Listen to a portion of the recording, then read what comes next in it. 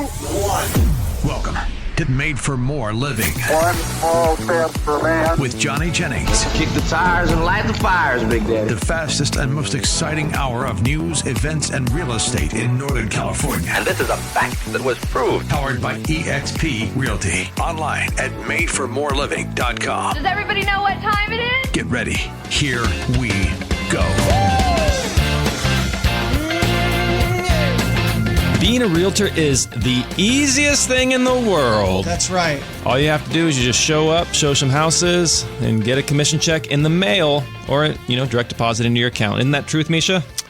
Maybe in some different world. In a different world? Yep. So on the show today, we have Misha Kletzkoy. Am I saying that right? Yes, sir. So I've known Misha for a couple of years now, actually. And the reason why you're on the show is because you are relatively new in the industry, but you've attained a fair degree of success early on. And so I think it's important for people to hear, hey, what's it really like when you get into the industry? Misha, how old are you? I'm 22 years old now. Okay, 22 years old, 4 years out of high school. And you're already done with real estate? You've accomplished everything you wanted to do? I wish I would have started that in? young. Valerie started that young. Really? I wish I would have started that young, yeah. Not even close. I'm just getting started. There's so much more. Every day you learn something new. But what's cool about Misha and his high school, his education was you actually speak Russian. Mm-hmm. So you were born in San Francisco, but your heritage is Russian, mm-hmm. and he went to a Russian school, and so he learned English in a Russian school. But so Russian's your primary language. I'm curious because usually on this show, Johnny, you bring in veterans that have been in the business for a while, that have some experience. Usually decades. Long in the tooth. Today, you bring in a 22-year-old kid. I'm curious what it is you see in Misha. What is it unique about him that you thought, hey, he'd be great to have on the show? So that's a good question. So, and I don't even think Misha knows. But the reason why trying to sell him something. Right? Yeah, you want to buy a house. The reason why I asked Misha to be on the show was because I really respect his integrity, his work ethic, and what he was able to accomplish in a relatively short period of time. I appreciate that. Because so let's talk about that. Yeah, because when I met Misha, he was just joining our real estate team. You were new in real estate. I don't even think you were 21 yet. So like when we were doing events and stuff, it's 21 or older in some of these events. Misha was having to sneak in. Yep. So why did you decide at a young age, hey, I want to be a realtor? Like, why didn't you want to be a professional athlete or go into the military or become a doctor, a lawyer? I was never wanting to do like a 9-to-5 job, like sit alone in a seat all day long. I wanted to have almost every day be a little bit different. I was always into sales, and one of my buddies out of high school got his license. He was like, "Hey, get your license." I did it, and then that's the rest. So a friend got you into it. Yeah. And is this during COVID? This was during COVID. Wow, interesting. Okay. Yeah, great time. Hey, man, COVID was good for real estate agents, at least in California. But I got in at the end of COVID when everything switched. So when I got in, it was like an amazing opportunity to learn because it was much harder. It was harder. The beginning of COVID, for example. Yeah, Misha heard all the stories about how easy it was, and then he gets in and he's like, what in the world? Everything changed. As soon as I got my license and signed up, everything changed. So does it live up to what you thought it would be? Has it met your expectations being a realtor? There's definitely expectations that met up, but there's also expectations that I didn't have. There's a lot more work that goes into it than just, show a house and that's it. Yeah. There's negotiations, there's inspections, there's people, there's people, there's feelings. That's probably the main thing in residential real estate is like dealing with feelings. That's a good point because I think the buddy that got you into real estate, he does more commercial, right? He switched to commercial now, yeah. So he's doing a lot of that, which is just numbers. If it makes sense, great, done deal. If it doesn't, then it's not a done deal.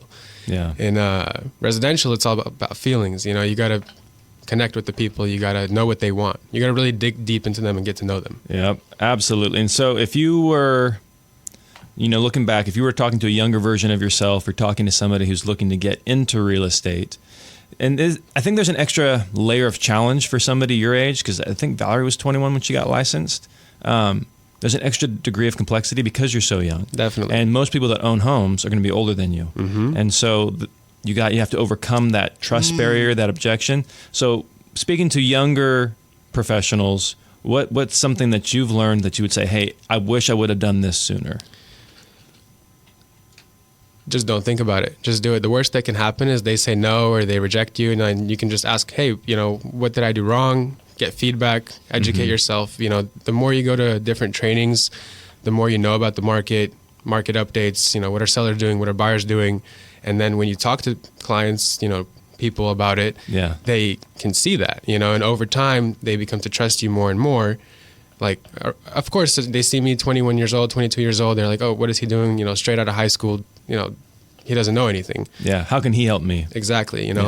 But you start talking to them. You're like, hey, I'm mentoring with these people. I learned from these people. I'm helping here. I'm learning here. You give them some inside hacks on how to do some things, And something I remember us doing when you were on the team was you'd come to me with a scenario and you're like, what should I say? Mm-hmm. And eventually it was like we'd have this huge long pre-planning session and then they wouldn't answer. And so it's like, just freaking call them and we'll figure it out. Yeah, my main thing was just do it like you said. Just getting over what's going on in my head, basically. Not overthinking it, just doing it. And the worst that can happen is really no. And most of the time it wasn't a no. It was a conversation that started, and sometimes even a deal came out of it. Yep. And so when you started with the team, you weren't even 21, but then your birthday's in January. Mm-hmm. So in January of 2023, you had 0 escrows.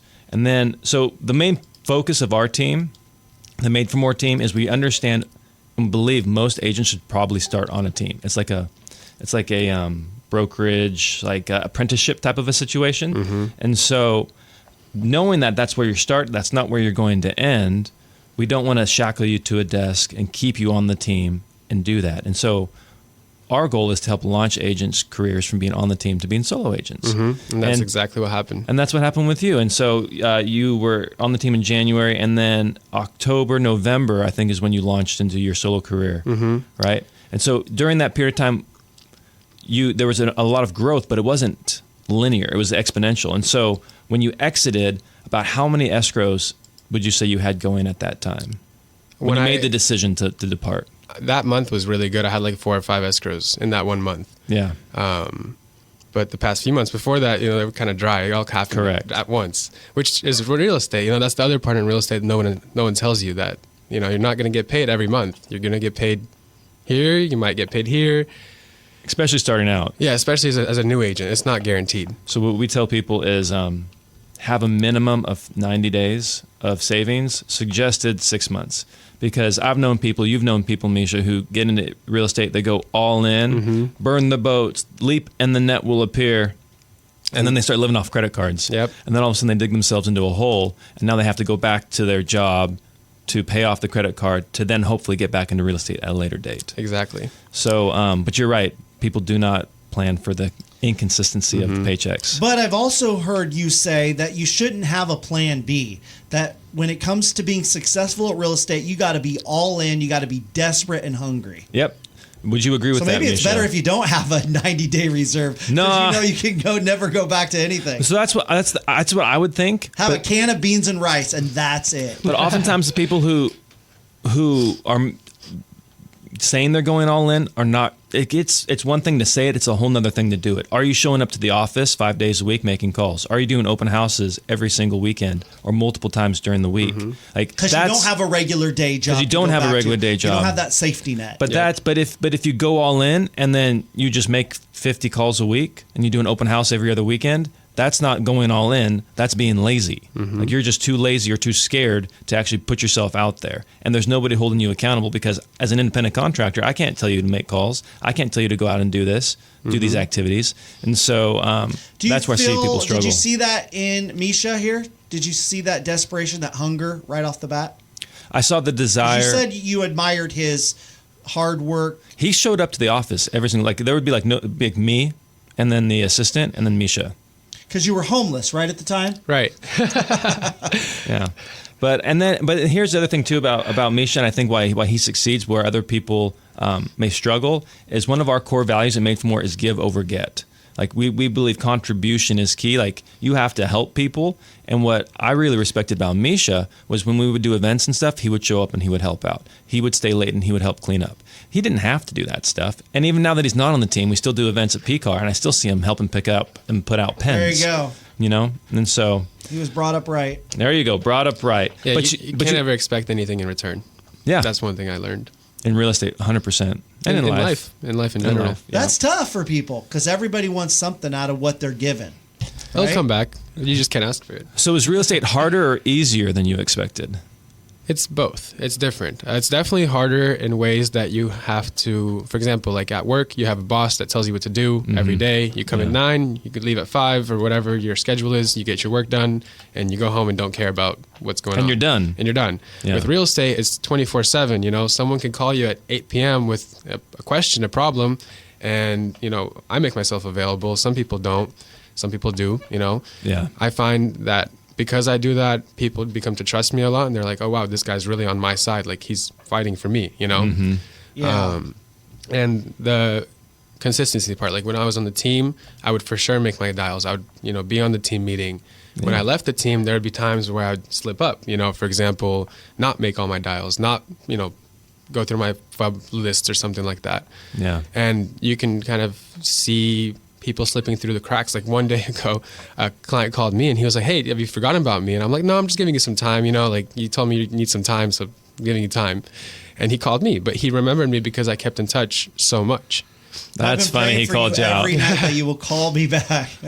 But I think you hit on to something. I think one of the keys ingredients to being successful in real estate is being self-motivated. You think that that's like something natural that everybody has, some self-motivation. Yeah. I think actually it's very rare. I think it's a small percentage of the population that's actually self-motivated, that can work on their own. I mean, I would say I'm rare. I would say most of my coworkers are not self-motivated. I would say most of the working population needs a boss to give them instructions, to give them daily tasks, weekly tasks to do. They need some kind of set program, schedule, right? They need a fixed schedule. Okay, I know I come in at 9, I'm supposed to do this. I know we have a weekly meeting on Wednesdays. I think a great deal of the population needs that, and that's why I think you see so many realtors fail, is because they are not naturally self-motivated. And real estate does not have a program set up. Maybe they do, but I know most of them don't, where it's like, okay, here's your schedule.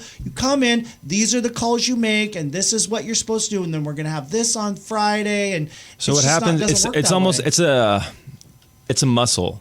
That self-determination. I think there's a certain everybody has a certain amount of it innately, but in order to succeed independently, you have to grow that muscle. Yeah. And so if you're transitioning from a job or from, in Misha's case, high school into someplace, into a work, let's say, just say real estate, where self-determination and self-motivation is paramount, he's going to have to learn how to develop that muscle quickly. Yeah. And so, or if you are 40 years old and now you're transitioning into real estate and you're used to a boss telling you when you can show up, when you're done, when you can go on vacation, when you have to be back, you're going to have to build that self-determination muscle. Yeah. And so that's where the team comes into play. And that's why we help them get their bench press from 95 up to 315, so that way they can launch into being a successful solo agent. We'll get more into that. We'll talk about how we launch agents right after this.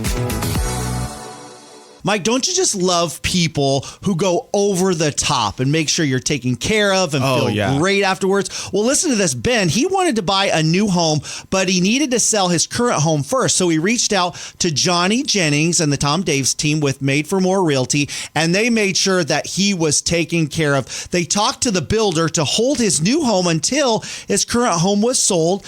And because of Johnny Jennings' reputation, the builder said, absolutely no problem. We're going to do that for you. Johnny sold Ben's home quickly and negotiated a rent back for Ben, giving him plenty of time to seamlessly move into his new home. Yeah, and that's the cool thing about Johnny Jennings and the Tom Daves team at Made for More Realty. They have a full staff dedicated to making your home selling process the easiest and most efficient it can be. That's why they've been voted the #1 team in Roseville for the last 3 years.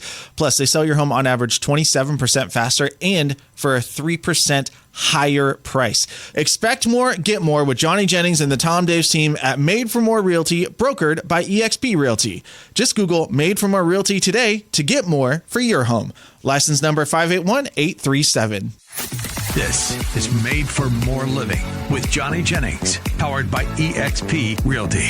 Online at madeformoreliving.com. So millennials suck. Millennials are stupid. That is a quote I heard recently from somebody I know. Wait a second, Johnny. Aren't you a millennial? Yeah, I'm a millennial. Wow. Do you feel like, though, you're an exception to the stereotype that people give millennials? Well, what's the stereotype? What are you? Are you a millennial, Misha, or are you like tail end? He's like you're I'm on the 22, borderline. right? I'm like borderline. Were you born like I saw this meme on some social media platform, and they're like the person gave them their ID to buy alcohol, and the cashier just gives it right back, and they're like, did you even check? Like, how did you do the math that fast? And they're like, I saw a 19 at the beginning. I know you're over 21.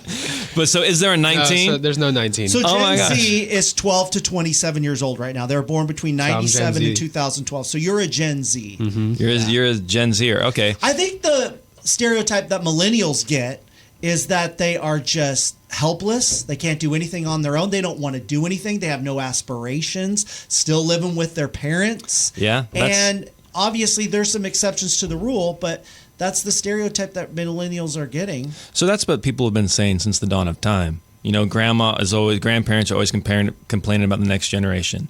And at one point, it was their generation that was being complained about. Right. Even the greatest generation. Oh, man, these kids, you know. It's true. I had to walk uphill both ways, and I got an orange for Christmas. Like, that's all it was, you know. And so I think there's always going to be that. But what we're talking about is, like, how people are successful in real estate, regardless of what generation you're in. And as an extreme example of that, we have Misha on the show. Yeah, you're a Gen Zer. You're a and Gen doing Zer. great. You're 20. You started out. How old were you when you got licensed? Like late 19, probably. Okay, so we met you. You joined the team when you were late 21, Late 20. early 21. That's a question I have. Why did you decide to take a risk on a kid that's barely out of high school? Because he was showing up. So what's Woody Allen say? 90% of life is showing up. Like, if you show up, you're going to win. If you show up consistently, you're gonna stack more consistent W's. And Misha was willing to do that. Whereas there are people out there who want it. Like, everybody wants to have success. We've talked about this before. Everybody wants the success, but they're not willing to sacrifice in order to achieve it. Like Michael Phelps, I think, worked some crazy amount, like years in a row, no breaks in the pool. Like, every single day he was in the pool. And he has success to show for it. Yeah. However, what I will say is working hard does not, in my experience, guarantee success. I know some incredibly hard workers who work 7 days a week, but they're blue collar. They may have a roof over their heads and food on the table, but they're not like an Elon Musk. They're not like a Michael Phelps. Well, yeah. Again, it depends on how you define success, and maybe they define success in a different way. But people. My point is that hard work does not guarantee financial reward. It's not the determinant. I think what's more important is who you're around determines financial reward. Who's leading you, who's guiding you, who's mentoring you. And I'm not saying it's all about the financials, but I am saying your crowd, your group is going to dictate that. And that's why it's so beneficial when somebody joins the Made for More team or any team. Like, would you recommend somebody join a team if they were getting started in real estate, Misha? It depends what kind of team. If it's like, for example, the Made for More team, yes, they're focused for new agents. They have a lot of training involved. They have a lot of systems. Everything is set up for you to take it and fly away. You know, but there are teams where there's no attention that you get. You're just on the team to be on a team, you know. Yeah. So that team I would not recommend. Maybe for someone that's more experienced, that doesn't want, you know, just wants to have some partners and stuff like that. But as a new agent, the Made for More team is by far the best team that you can join. Why? For sure. Experienced. When I joined, I mean, like Johnny was just saying, you can work hard, but if you're working hard in the wrong area, you're not going to get anywhere. For example, if you're looking for home buyers in a daycare or something, you're never going to find a buyer, you know? Yeah. But if you go change your... I like that. Home buyers in a daycare. You know? They're all too little. You know? You'll never find Eventually a buyer. They'll get there. Eventually. But, yeah, maybe 20, 30 years down the line. No, they'll be Gen Zers and they're never doing anything with their lives. Yeah. But, you know, if you switch, you know, for example, you go look for home buyers at a hospital or something, you'll probably do half the work but find triple the buyers. Yeah. You know, it's all about efficiencies. That's what took me a while, is to find out what is efficient, what's not efficient. And once I did, it became a little smoother, you know, but it's still bumpy. Was it an enjoyable experience working with the Johnny Jennings and the Tom Daves team with Made for More Realty? Was it an enjoyable experience? Because I think that's an important factor as well. You could be successful, but man, if you're miserable, how long are you going to stick around? You know? It definitely wasn't miserable. If I was miserable, I would have left much sooner. But you enjoyed the experience. Yes. We had team meetings every day. There was a team environment. You really feel like you're involved with something bigger. And it makes, I mean, for me, for example, it made me want to work harder. You know, it made me want to grow faster. For example, like Haley was top producer on the team, you know? Yep. You want to grow to her, pass her. You know, it's not a competition. It's all friendly, but sure, you want to grow. And so Misha was like a textbook, like what we designed the team for. Now Haley's still on the team. You mentioned the top producer, Haley, and she does an insane amount of volume. Amazing. And she loves being on the team. But what most people want to do is they want to join the team, learn the business, and then launch their solo career.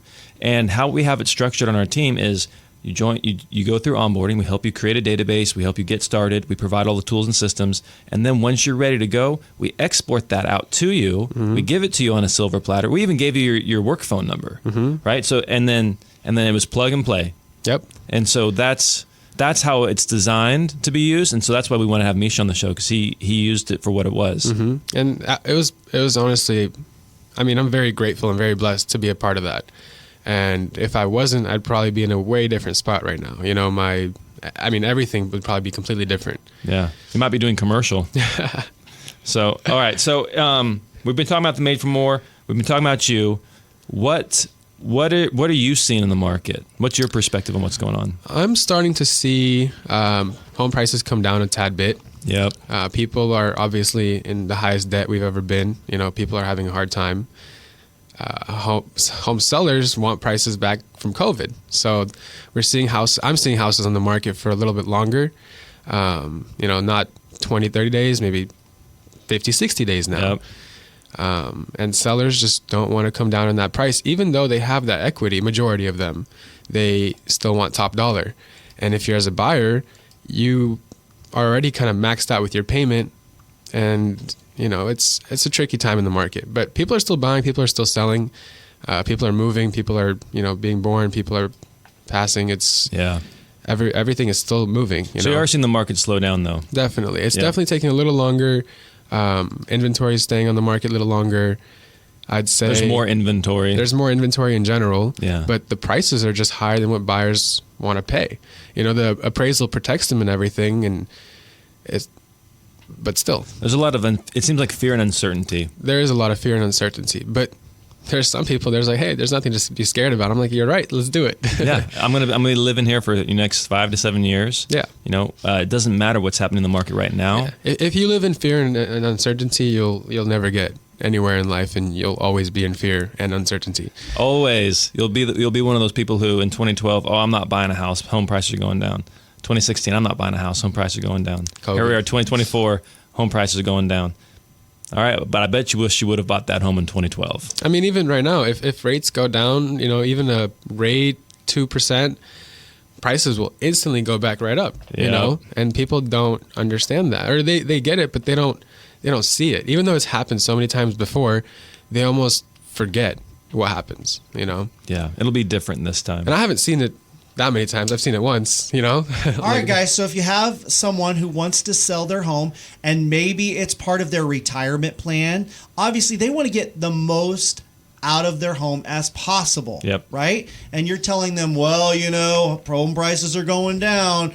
You're not going to get as much as you used to be able to get in 2020. That's not very encouraging to them. Mm-hmm. What's your encouragement for them? How can they get the most money for their home? What's your advice into maximizing the most money they can get for their home? Yeah, so if you're looking to maximize the most amount of money, you have to be realistic about what the market's doing. Wishing, hoping, praying is not going to get you the most amount of money. Like if you say, hey, I need $600,000 in order to make this move, but the house is worth $500,000, you pricing it high at 6 is going to hurt you. You're not even going to get $500 for that home. You're going to get more like $475. And so if you're looking to net the most amount, one, you have to hire somebody that knows what they're doing and has a track record of success, and two, listen to them. It's like going to a surgeon and saying, "Hey, I need a quadruple bypass." And then they're wheeling you into surgery and you're like, "Hey, are you going to do this? You're going to do this? I don't want you to do that. I know I Googled this and they said you don't want my surgeon to do that." Are you going to have that conversation with the surgeon? I don't want to have any anesthesia. I heard that's bad for me. Yeah. Yeah. And so it's like, are you going to dictate to the professional how you want it done? When was the last time you sold a home? 1 year ago? Like, best case scenario, 1 year ago for most people. Like, that's fairly recent if you sold a home a year ago. Okay, the last time I sold a house, yesterday. Yep. Time before that, a couple days before that. Like, but in the last year, we sold hundreds of homes. So who are you going to listen to? Your one experience, or are you going to listen to the professional? And this is what we see time and time again, is that people want to overprice their home so that way they can drop the price, and then that makes them feel comfortable. But they don't listen to the professional. If you want to net the most amount of money, if this is your move, if you're moving out of state, if you're retiring, if you need every single penny out of that home, price the home slightly below market value, bid up the price, and then that keeps you in the driver's seat throughout escrow. That is how you make the most amount of money. Yeah, when you have a bidding war, it's not only about the house, but some people start, it's about what's the right word?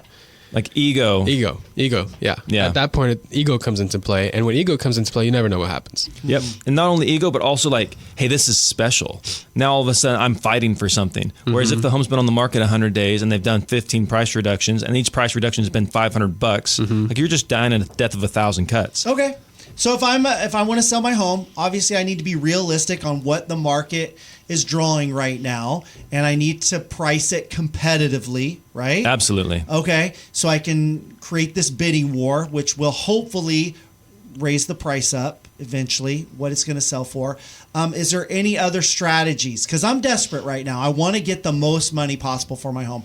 What else can I do? What are your expertise, your advice as veteran realtors on what else I can do? I got so many ideas. I got so many. Well, then Misha, do you have any you want to share? share? So many, maybe we should wait for the next segment. No, I have one really important one. I appeal. You definitely don't want to put too much money into a home to get it ready on the market, but simple things, like cutting the grass, for example, making sure the grass is green, not brown, I knew a guy who went out there and spray paint. You actually noticed that too. He spray painted the grass I've green. seen it. It was the house in Roseville. No, this is somebody else. This is somebody we all know, but we won't say. No, I wouldn't necessarily paint. He came walking in the office and his shoes were all green. I'm like, dude, what happened to your shoes? Wait, this was a realtor that sprayed somebody's. It was house? His own. He was doing a flip. That's it was his funny. own property. Yeah. I've seen that too. And it was just yellow. Yeah. And it was a thing back in the drought. Like people were like, there were businesses out there. Hey, we'll make your yellow lawn. We'll turn it green for you. Wow. But anyways, curb appeal. Curb appeal for sure. It's one of the most important things. You come to a house and the first thing you do is you look. And if Snap judgment. Instant. Anywhere you go, it's snap judgment. You go to a restaurant, there's, little animals crawling around the place, you're walking out of there.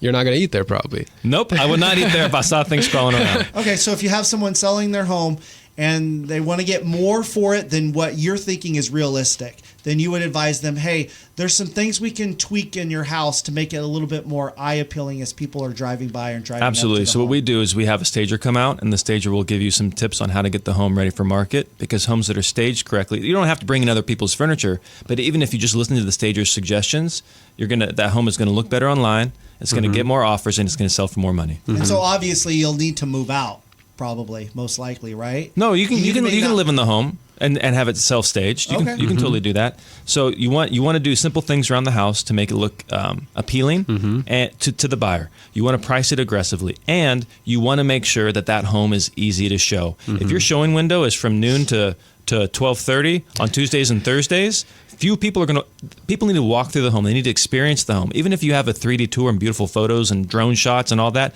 they are going to want to walk into the home and experience it. And if you make it too hard, they're going to be looking at other options, and they're going to go with somebody who has more availability than you. So if the house looks great, if the marketing's on point, if the pricing's fair, and if it's easy to show, that's basically how you net the most amount of money. So thank you so much for being on the show, Michael. Misha. Thank you for having me. All right, man. Looking forward to having you back. Here's a a question. Why does Johnny Jennings and the Made for More Realty team have so many 5-star Google reviews, more than anyone else in our area? Why have they been voted #1 team in Roseville for the past 3 years? Could it be that they sell homes 27% faster than everyone else? Could it be that they will sell your home on average 3% higher purchase price than all the other realtors? Hey, get more for your home. Reach out to Johnny Jennings and the Tom Daves team with Made for More Realty, brokered by EXP. Just Google Made for More Realty today and get more for your home. This is Made for More Living with Johnny Jennings, powered by EXP Realty. Online at madeformoreliving.com. So on the previous segment, we had Misha, and Misha was talking about how he joined the team, how he became successful, how he's now a successful solo agent, and we were talking about why homes don't sell, like what sellers should do in order to net the most amount of money from the sale of their home. And that dovetails nicely into this next conversation that I recently saw. Actually, Valerie shared this with me last night. She's like, hey, look, Ryan was on the show, Ryan Lundquist, the appraiser, and he recently made a post, and he's like, things for sellers to recognize about buyers. So if you are selling your home, if you're wanting to sell a home now or in the near future, you have to put yourself in the shoe of the buyer and think, hey, if I was a buyer looking at my home, what are they feeling? What are they thinking? What are the buyers in today's market experiencing? And so he has a number of things here. One, buyers are patient. They're getting picky about getting into contract and staying into contract. So if there's some surprises once they're in contract, you didn't do those inspections up front, they might back out. Many of them lack urgency because, again, they're picky. They're like, hey, I'm going to sit back and I'm going to wait. This house has been on the market now a little bit longer than what we were used to in the past. I'm just going to wait. Let's see if they do a price adjustment. They are willing to pay. Here's the good news, though. Buyers are willing to pay top dollar for a home that checks all the boxes. So if it's move-in ready, if it's clean, if it has the updates, if it's been well maintained, if it's in a great location, they're willing to pay top dollar. Now, just because your neighbor down the street sold for top dollar, though, that doesn't mean you're entitled to that. So you have to put yourself in the buyer. Is your house comparable? If they were going to pick between your house and their house and they were priced the same, who would they choose and why? And so, and the reality is, too, some buyers really need help with closing costs. The interest rates are too high. For affordability is definitely still an issue. And so are you going to help them buy down their rate? Are you going to help contribute towards closing costs? Are you going to credit them some money so they can do the repairs after the close of escrow? And buyers, the last thing that he talked about in his post, again, fantastic guy, Sacramento appraisal blog, Ryan Lundquist. He said, buyers want to feel like the negotiations are good for them also. So they're sitting back. They're not necessarily in the driver's seat, but you have to be willing to work with the buyers in order to get these deals across the closing line. It's across the finish line. So that's what if you're thinking about selling a home, put yourself in the shoes of today's buyers. This isn't 2021's buyers where they're going to, give up their firstborn and come in $80,000 over list. You have to put yourself in the shoes of today's buyers. Well, what about all cash buyers from the Bay Area? Definitely still happening, but it's not as big of a deal as it was back then. I will say cash tends to be more of a luxury price point. So it's crazy that $1 million isn't even like necessarily luxury anymore. But once you start getting up $1.5 million, $2 million, you are starting to see more of those cash purchases. Roughly, ballpark numbers I've heard in the past is about 15%. On average, are people migrating from the Bay and purchasing here in the Sacramento region. So, 15 out of 100 homes are Bay Area buyers. So it's still an important segment of the population. You don't want to discount them or discredit them, but not everybody's a Bay Area buyer. So your advice, your philosophy is for home sellers to put yourselves in the shoes of those that are out looking for a home, because they've been in that position as well, where they've been looking for a home and wanting to get a great deal. So go back to when you were in that position. Yep. And you might be in that position. Most people selling a home are then going to also buy a home. True story. And so if you're selling the home and you're thinking, my home is this, my home is that, I need this because I need to move into the next property. Well, guess what? That's what your buyer's thinking as well. Your buyer's thinking about the affordability. They're thinking about the maintenance. They're thinking about that monthly payment. Are there ways that you can maybe keep the price high, but still help them with the monthly payment? And so, like through rate buy downs. And so just again, think about your client. So if someone is looking for a home, would you give them that same advice? Hey, put yourself in the shoes of those that are selling the home? Absolutely. So does that work? It's a negotiation. It's a negotiation. So there's two parties. As long as both sides feel like they're winning, right, then negotiations, I think, are being successful. There's always going to be, on some degree, a winner or a loser in the situation, given on a certain topic. But overall, everybody has to feel like it's fair and equitable in order for these deals to really stay together, because the buyers can back out, and there's more opportunity now in the market. There's more homes on the market, so they can back out and pick something else. Because what they're feeling is, as they're committing to this process, as they're committing to your home, they're committing to this high monthly payment. Like, a lot of people just want a monthly payment of $3,000, which is an insane amount of money considering maybe what their take-home pay is. But that is, that $3,000 is what I'm hearing a lot. $3,000 to $3,500 is now like what they want their mortgage payment to be. And so if they're committing to buying your home, and that's stretching that $3,000, that it's stretching their budget, that little voice at the back of their mind is like, am I doing the right thing? Is this the right thing for myself, my family? What are the costs going to be once I own this home? Are there repairs that are going to have to be made immediately? And so you want to lower that fear and put yourself in the buyer's shoes. But yes, buyers should also be thinking from the seller's perspective, hey, this is my home. I did a lot of upgrades. I've maintained the property. You're getting it for a good price, because in 3 to 5 years it's going to be worth way more money. You should always look at it from the other person's perspective, but at the end of the day, you do have to decide what's right for you. But that's what the realtor's job is. They should be able to sit down and go, what is it you want? Why is it you want this? And then go out and help you find that and achieve that outcome, because they understand what it is you're looking for. Mm-hmm. But if you're not having those honest conversations with your real estate agent, how are they supposed to guide you? Yeah. When you agree that for both sides of the party, it's an emotional purchase, emotion plays a lot into it. For residential real estate, absolutely. Yeah. Yeah. And so it's tough because there is that component, but you as their realtor, don't you advise them that, in order for us to be successful, we have to take the emotional element out of it?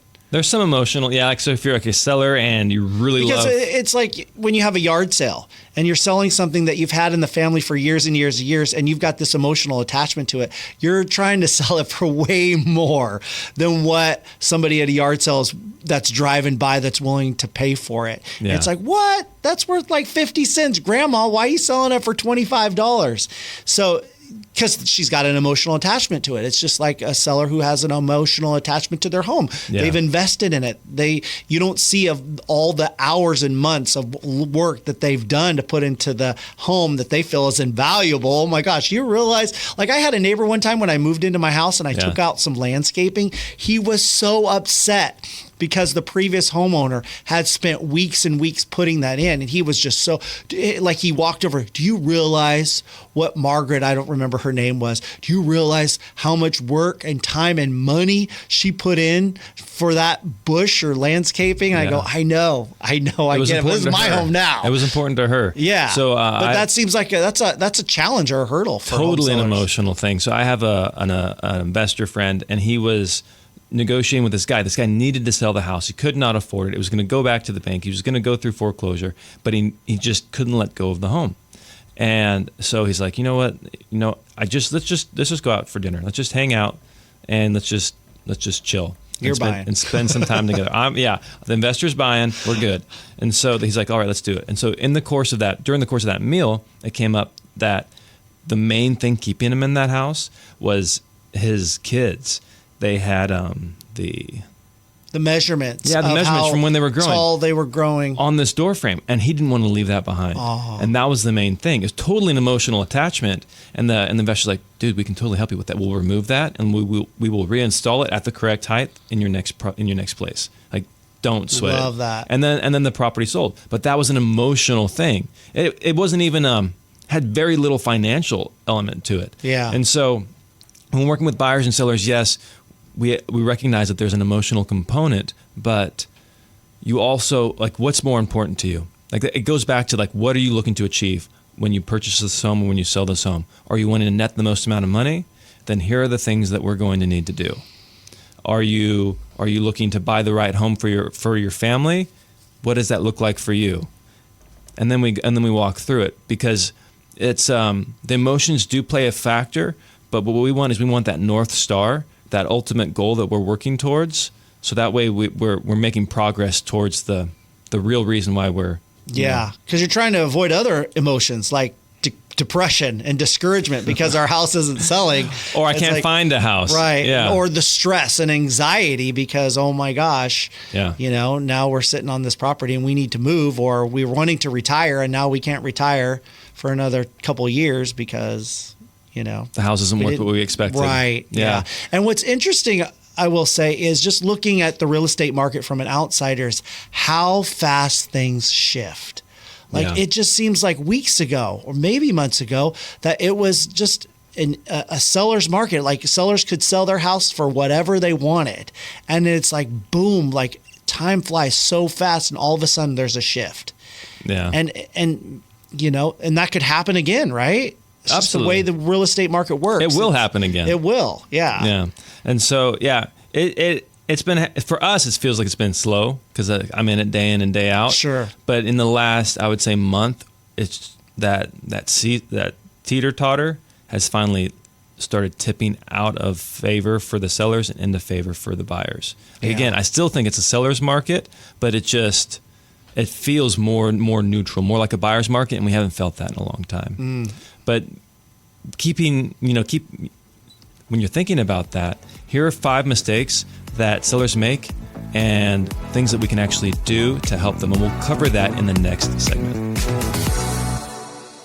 So listen to this. Kathleen and Phil, they wanted to sell their home in Folsom and retire out of state. So they reached out to, of course, Johnny Jennings and the Tom Daves team with Made for More Realty, who were able to not only sell their home in 6 days, wow, less than a week, but also earn them a record price for that neighborhood. So if you're a homeowner and you expect more, then get more with Johnny Jennings and the Tom Daves team with Made for More Realty, brokered by EXP. There's a reason why they've been voted #1 in Roseville for the past 3 years, why they have more 5-star Google reviews than everyone else. Just Google Made for More Realty today and get more, ladies and gentlemen, for your home. Again, Google Made for More Realty today and get more for your home. License number 581837.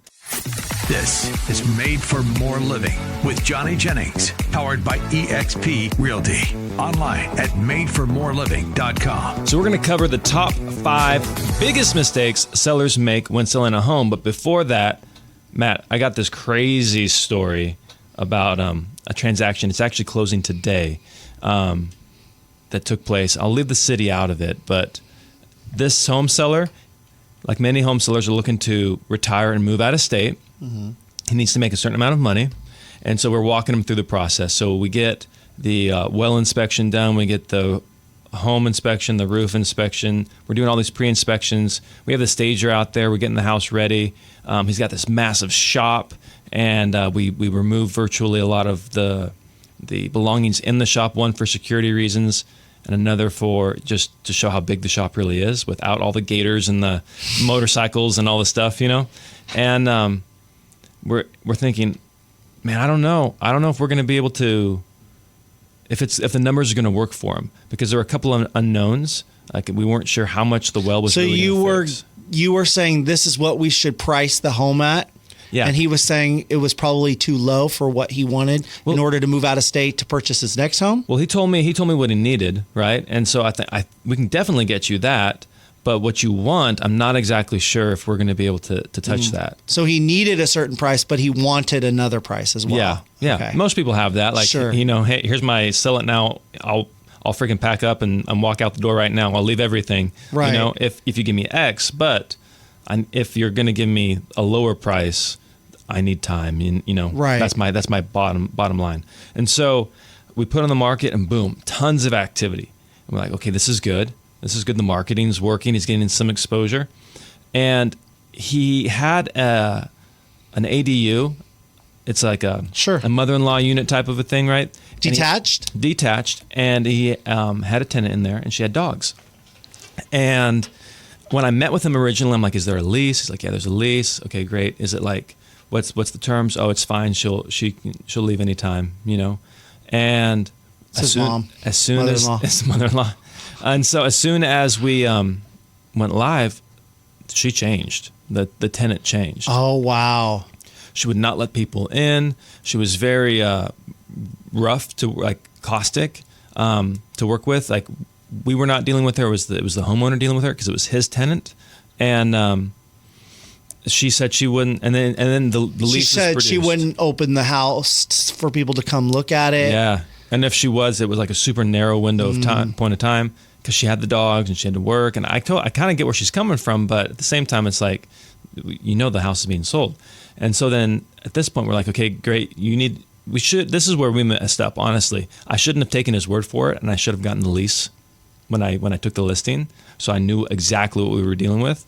And then at this point, it was like, okay, now we're in escrow. We need the lease, and he can't get it to me. He can't get it to me. And so he goes to his tenant, and she produces the lease. What do you mean by the lease? Like the agreement? Yeah, the lease between him and the person living in the mother-in-law unit. Got it. So there is a lease. He doesn't have the paperwork for it? He didn't. That's a big mistake. And so he gets the lease, and from the tenant. From the tenant. And come to find out, I get this lease. It's like a one-page document. Like my friend Barry Mathis, you know Barry. Sure. He does property management. I think his lease agreement is like 38 pages long. Sure. Right? As it probably should be. As it should be. This is like covering everything. Half a page. This isn't even a full page. It's a half-page lease. And it's written in pencil. Yeah. And it's all like there's a whole bunch of stuff missing, but it's written entirely in favor for the buyer, and it's for a year. And so the lease was going to expire in March of 25. And so she gets to stay in the property, right?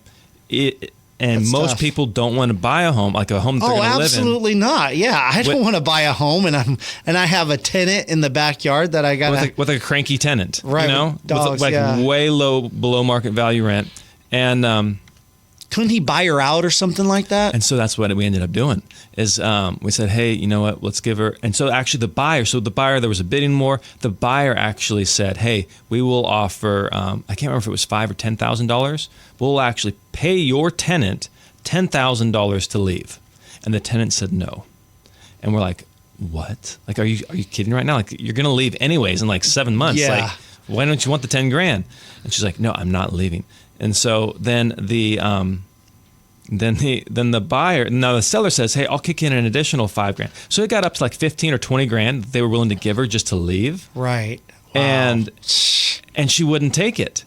And so then the buyer, the whole point of the story is like when a buyer really wants something and a seller really wants something, they will figure it out. And so the buyer's like, okay, forget it. I will, we're not going to pay her any money.